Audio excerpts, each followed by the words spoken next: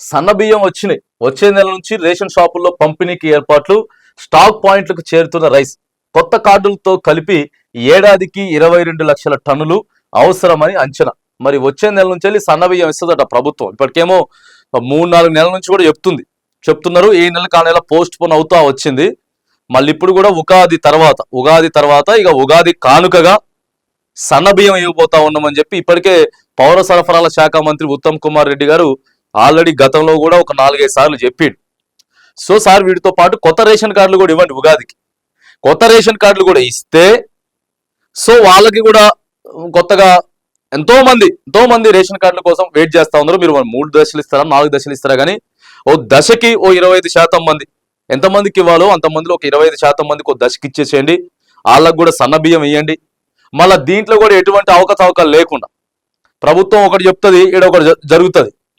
ఇప్పటివరకు రేషన్ బియ్యం దందా ఎంత దారుణంగా జరుగుతుందని అంటే దేశ విదేశాలకు కూడా మన తెలంగాణ బియ్యం సరఫరా అయింది. మామూలు స్మగ్లింగ్ కాదు, అది విపరీతమైనటువంటి స్మగ్లింగ్. దాన్ని దృష్టిలో పెట్టుకొని ఇప్పుడు సన్న బియ్యం వచ్చినా కూడా ప్రజలు దాన్ని వాడుకునేదానికి తినేదానికి ప్రయత్నం చేస్తారు కాబట్టి సో అది బయటికి వెళ్ళేటటువంటి ఆస్కారం తక్కువ ఉంటుంది. మంచి ఆలోచన చేస్తా ఉన్నారు. కాకపోతే మళ్ళీ ఈ కూడా ఉంటారు దొంగలు, దీనికి కూడా దొంగలు ఉంటారు. ఆడ రేషన్ షాపు డీలర్ దగ్గర నుంచే దొంగ స్టార్ట్ అవుతాడు, గూడౌన్ల దగ్గర దొంగలు ఉంటారు. సో కాబట్టి క్లియర్గా డేటా మనం ఎంత స్టాక్ పంపించాం గూడౌన్కి, ఎంతమంది రేషన్ కార్డులకి హాస్టల్కి సరఫరా అయింది, తర్వాత ఎంత మిగిలిపోయింది, ఆ మిగిలిపోయిన స్టాక్ మళ్ళీ రిటర్న్ వచ్చిందా లేకపోతే నెక్స్ట్ మంత్కి దాన్ని తగ్గించి పంపించాలనా, వీటి మీద ఎక్కువగా పౌర సరఫరాల శాఖ అధికారులు దృష్టి పెట్టాలి. ఎందుకంటే ఆగమాగం అయిపోతుంది, అంతా మతలబ్ జరుగుతున్నది, గందరగోళం. ఏడికెళ్ళిపోతుందో అర్థం కాదు. బస్తాలు మారుస్తారు, ప్రభుత్వం దగ్గర నుంచి వచ్చిన బస్తాలు కాకుండా వేరే బస్తాలలో వేసుకొని పోతారు. ఇదే డ్రామా ఉన్నారు కొంతమంది అధికారులు. దాంట్లో కూడా కొంతమంది అధికారులు చూసి చూడనట్టు లంచాలకు ప్రలోభాలకు తలొగ్గి బాగా ఆగం పట్టించేసిర్రు ఇన్ని రోజులు రేషన్ బియ్యాన్ని. సో మరి ఇప్పుడు కొత్త బియ్యం అయితే మరి సన్న బియ్యం అయితే వస్తా ఉన్నాయి అని చెప్తా ఉన్నారు. రేషన్ షాపుల ద్వారా సన్న బియ్యం పంపిణీ చేసేందుకు జిల్లాలో సివిల్ సప్లై ఆఫీసర్లు అన్ని ఏర్పాట్లు చేస్తున్నారట. ఏప్రిల్ నెల నుంచి సన్న బియ్యం అందించేందుకు వీలుగా స్టాక్ పాయింట్లకు సన్న బియ్యం నిల్వలు చేరుతున్నాయి. ప్రభుత్వం నుంచి అందిన అంతర్గత ఆదేశాల మేరకే సివిల్ సప్లై ఆఫీసర్లు సన్న బియ్యం మరాడించి తెప్పించి రెడీగా ఉంచుతున్నట్లు తెలిసింది. ఏడాదికి 22 లక్షల టన్నులకు పైగానే అవసరం అవుతుంది. తెలంగాణ వ్యాప్తంగా ప్రస్తుతం 89,096 లక్షల రేషన్ కార్డులు ఉండగా 2,81,71,000 మంది లబ్ధిదారులు ఉన్నారు. కొత్తగా మరో 10 లక్షల రేషన్ కార్డులు మంజూరు అయ్యే అవకాశం ఉందని ఆఫీసర్లు చెప్తా ఉన్నారు. చూడండి, ఒక 10 లక్షలట అంటే కొత్తగా దరఖాస్తులు చేసుకున్నది దాదాపుగా 25 లక్షల మంది దరఖాస్తులు చేసుకున్నారు ప్రజాపాలనలో కానీ లేకపోతే ఆ ఫుడ్ సెక్యూరిటీ ఆ యాప్లో కానీ. సో ఇట్లా 25 లక్షల మంది చేసుకుంటే ఓ 10 లక్షలు ఇవ్వడానికి మరి సన్నద్ధం అవుతా ఉంది.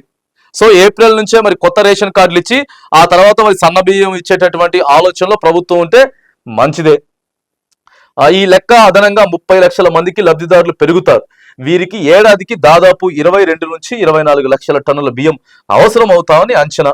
వానాకాలం సీజన్లో ప్రభుత్వం 24 లక్షల టన్నుల సన్నవడ్లను సేకరించింది.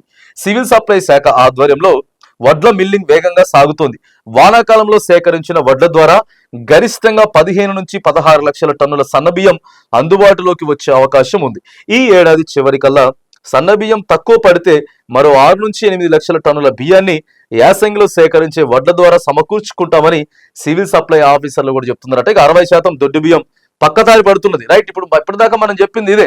60% ఇచ్చినటువంటి ఇన్ని రోజులు రేషన్ బియ్యంలో 60% పక్కదారి పట్టించేసింది. మామూలుగా కాదు, ఇక దానివల్ల కోటీశ్వరులు అయ్యారు. దీన్నే ప్రధానంగా ఒక బిజినెస్ గా ఎంచుకొని బకాసూర్లంతా కూడా ఇన్ని రోజులు తిన్నారు. సో కాబట్టి ఇప్పుడు సన్న బియ్యాన్ని తీసుకొచ్చి బాజాప్తా లెక్కకు లెక్క ఇచ్చేటటువంటి ప్రయత్నం చేస్తే కొద్దిగా ఈ దందా ఆగుతుంది. ఆ తర్వాత సన్న బియ్యం ఇచ్చినటువంటి పేరు కూడా ప్రభుత్వానికి ఉంటుంది. ఏదేమైనా కానీ మళ్ళీ దీన్ని పోస్ట్ పోన్లు చేయకుండా మీరు ఏవైతే కొత్త రేషన్ కార్డులు 10 లక్షల మంది లబ్ధిదారులకు ఇవ్వాలనుకుంటున్నారో ఆ ఉగాదికి అటు ఇటు కొద్దిగా 2-3 రోజులు అటు ఇటు అయినా సరే 10 లక్షల మందికి రేషన్ కార్డులు ఇచ్చి ఆ తర్వాత ఏప్రిల్ నెల నుంచి బాజాప్తా వాళ్ళ లెక్క ప్రకారం సన్న బియ్యం ఇస్తే దందాన్ని ఎంతో అరికట్టిన వాళ్ళు అవుతారు. ప్రభుత్వం కూడా కొంత మంచి పేరు వచ్చేటటువంటి అవకాశం కూడా ఉంటుంది.